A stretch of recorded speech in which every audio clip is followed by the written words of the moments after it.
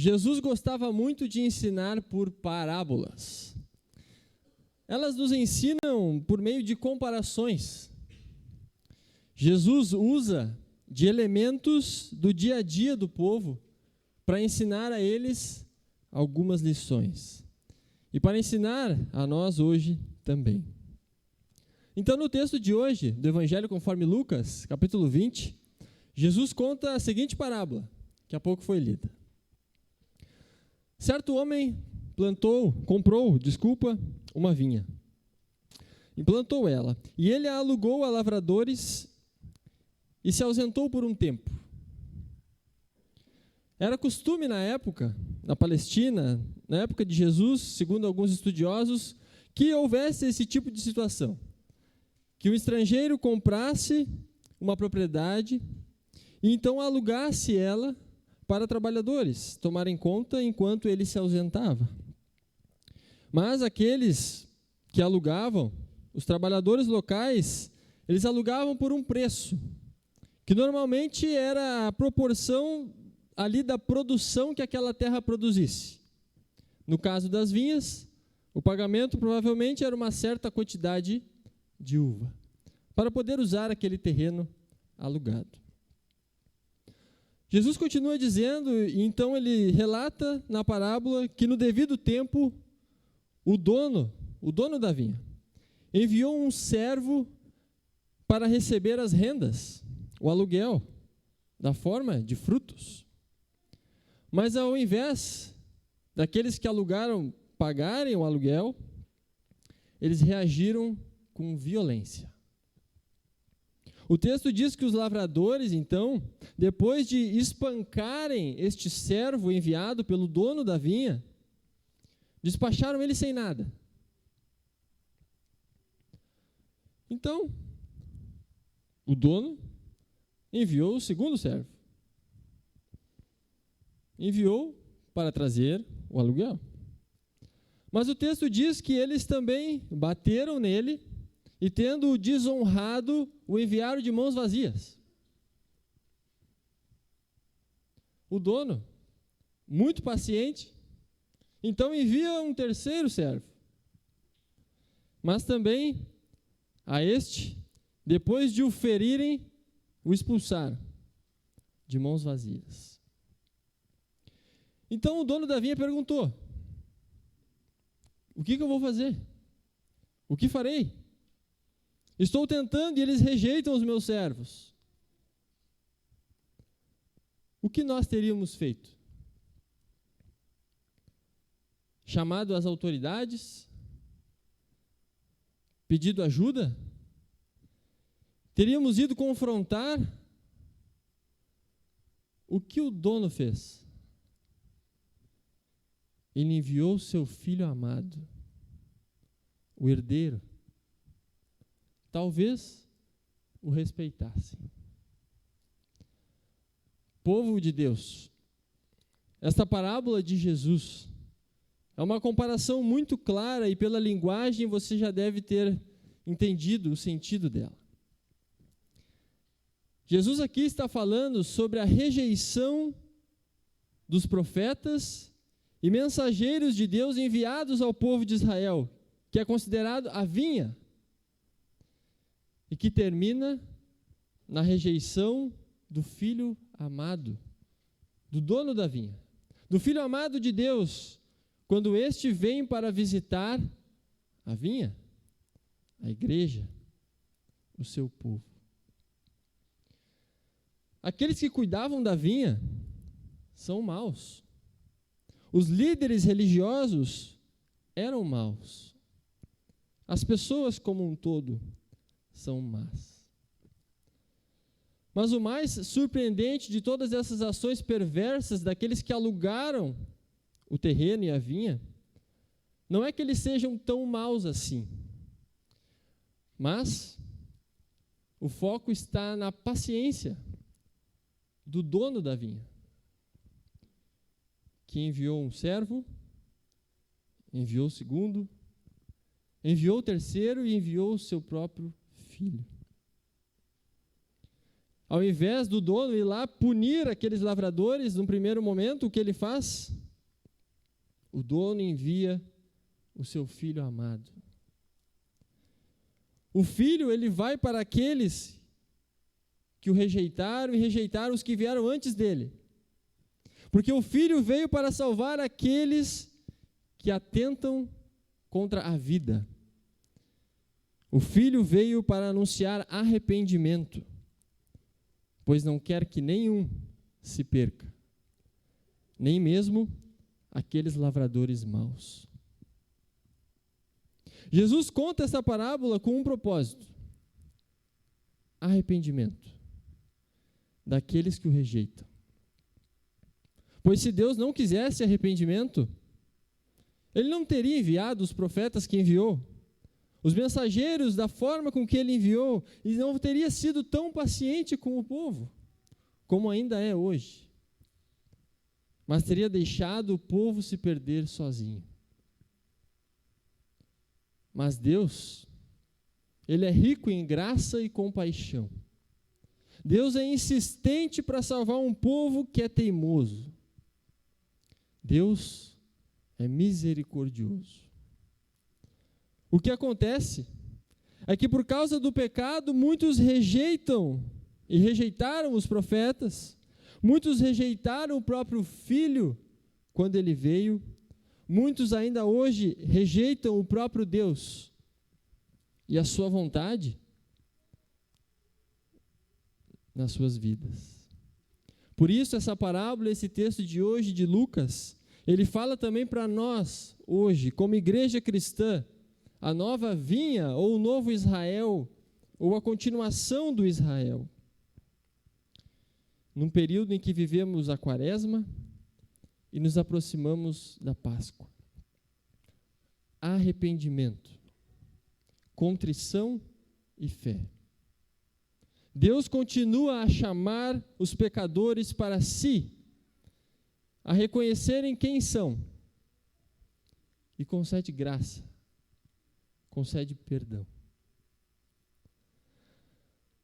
Na parábola, os trabalhadores, além de rejeitarem os servos, quando veem que o filho do dono vem, eles planejam matá-lo, para ficar com a herança, e essa é a lógica deles do texto. E para nós parece um pouco sem lógica isso, mas o dono enviou o filho, é porque o dono talvez não vive mais, então não tendo herdeiro, poderiam ficar com a vinha. E aqui no relato, vem um detalhe que chama a atenção. O filho amado, ele é levado para fora da vinha, e é morto lá. Em Hebreus 13, 11 e 12, é dito que no Antigo Testamento, aqueles animais dos sacrifícios, cujo sangue é trazido pelo sumo sacerdote para dentro do Santo dos Santos, como sacrifício pelo pecado, ele tem o corpo queimado fora do acampamento. Por isso também Jesus, para santificar o povo pelo seu próprio sangue, sofreu fora da cidade de Jerusalém. Jesus foi levado para fora dos muros de Jerusalém, para o Monte da Caveira, ou Calvário, onde sofreu fora dos portões da cidade, para salvar, santificar o povo com o preço do seu próprio sangue.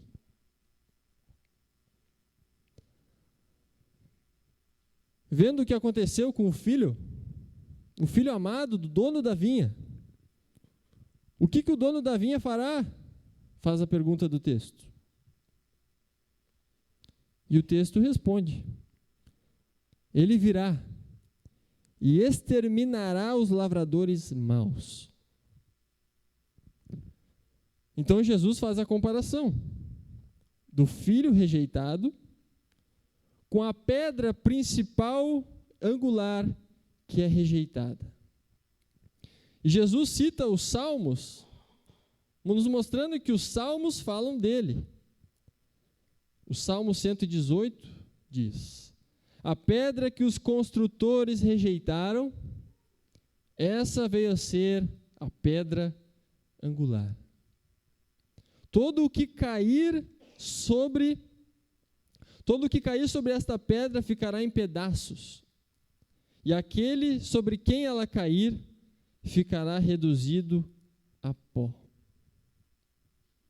Jesus é a pedra angular, a pedra principal, que dá sustentação e base à construção, que sustenta o povo como verdadeiro Deus. Porém, a pedra angular que sustenta o povo também pode vir a ser a pedra rejeitada que esmaga e destrói com o peso da sua ira. No último dia, os que o rejeitarem. Por isso a palavra do Evangelho ela é tão perseguida. Ela causa divisão. Ela nos fala a verdade. E nem sempre queremos escutar a verdade. E isso aconteceu com aqueles líderes. Porque ao ouvirem isso de Jesus, diz o texto, naquela mesma hora, os escribas e os principais sacerdotes procuravam prender Jesus, porque entenderam que ele havia contado essa parábola contra eles. Mas temiam o povo. Interessante. Temiam o povo mais do que temiam o próprio Deus. Igreja de Cristo, povo de Deus. Esse texto ele é tão central ao falar de Jesus que no Antigo Testamento ele é repetido por Jesus no Novo Testamento, e Pedro vai citar isto também na sua carta quando diz: pois isto está na Escritura, eis que ponho em Sião uma pedra angular, eleita e preciosa, e quem nela crer, na pedra, não será de modo algum envergonhado, pois a pedra é Cristo. Para vós outros, portanto, os que credes, é a preciosidade. Mas para os descrentes, a pedra que os construtores rejeitaram, essa veio a ser a pedra angular, e pedra de tropeço e rocha de ofensa. São estes os que tropeçam na palavra, sendo desobedientes para o que também foram postos.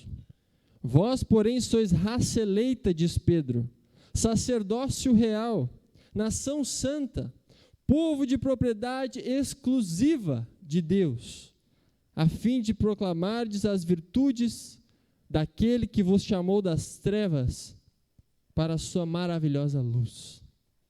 Vós, sim, que antes não erais povo, mas agora sois povo de Deus, que não tinhas alcançado misericórdia, mas agora alcançastes misericórdia. Por quê?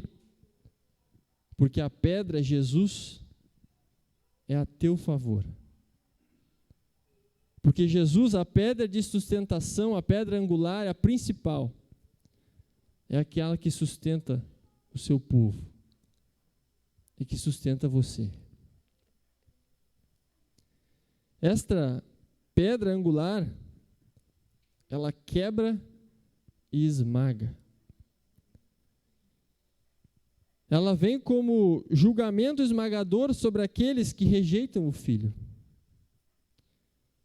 Mas promete curar e restaurar todos aqueles que confiam e que caem quebrantados sobre o Filho, arrependidos, contritos, dependentes em fé.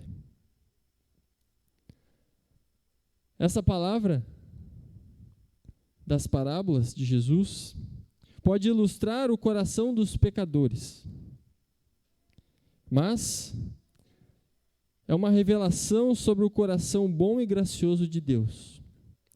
Um Deus que é paciente, um Deus que dá segundas chances, um Deus que dá terceiras chances, quartas chances, quintas, e quantas precisarem enquanto Ele não volta. Estamos no tempo da graça, e o tempo é agora. A hora da salvação é hoje. A hora do arrependimento é agora. Jesus te chama e chama a todos. Por isso, no Antigo Testamento, Isaías também fala o que diz: não vos lembreis das coisas passadas, nem considereis as antigas, eis que faço coisa nova. Não se apeguem aos pecados passados, aos problemas passados. Jesus te dá uma nova vida agora, em sua palavra e no sacramento. É para ti, é por ti, agora, hoje. Amém.